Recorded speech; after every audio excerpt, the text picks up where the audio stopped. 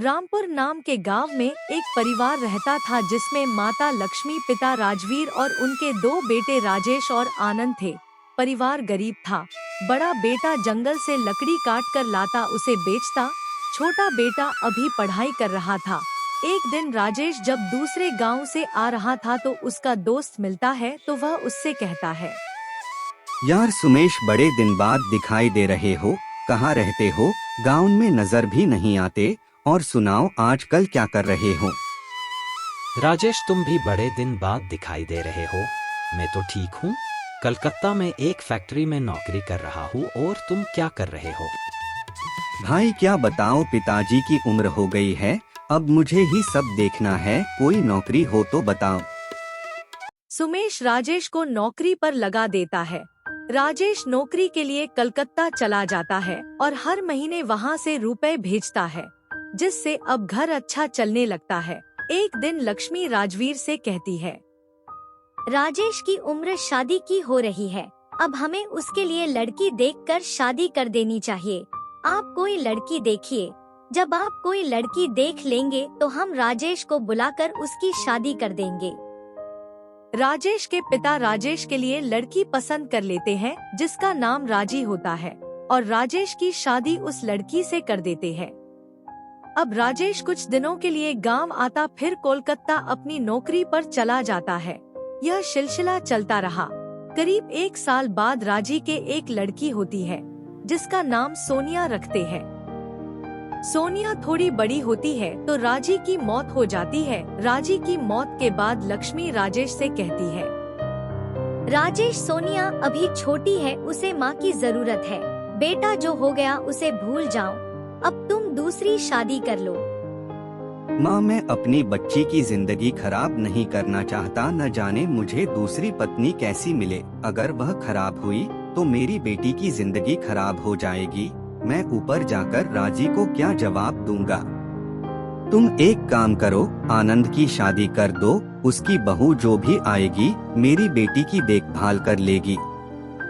माँ के बहुत समझाने के बाद भी राजेश शादी नहीं करता। अब घर वालों को आनंद की शादी करनी पड़ती है। घर में बहू आ जाती है। वह सोनिया का पूरा ख्याल रखती है, उसे स्कूल भेजना भी शुरू कर देती है। अब राजेश रुपया भेजता, सोनिया का पालन पोषण भी अच्छा हो रहा था। सोनिया भी अब बड़ी हो गई, वह घर का सारा काम करती। सोनिया के चाचा ने उसके लिए एक लड़का देखा जो शहर का था। उसकी शादी लड़के से करा देते हैं। लड़का सरकारी नौकरी करता था। दिन अच्छे गुजर रहे थे। कुछ साल बाद सोनिया को एक एक करके 2 लड़कियां होती है। वह उन्हें स्कूल भेजती। वह भी अब धीरे धीरे बड़ी हो रही थी।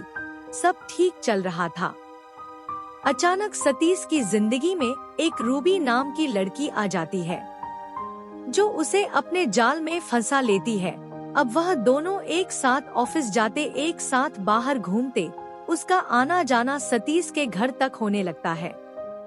यह सब सोनिया देख रही होती मगर बच्चों के चक्कर में कुछ नहीं कहती। वह सोचती मेरे क्लेश करने से कहीं बच्चों की पढ़ाई में कोई असर न आए। वह दिल ही दिल में घुट रही होती है।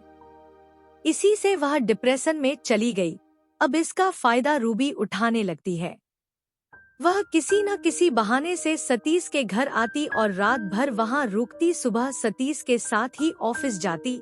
दोनों का ऑफिस एक ही जगह था।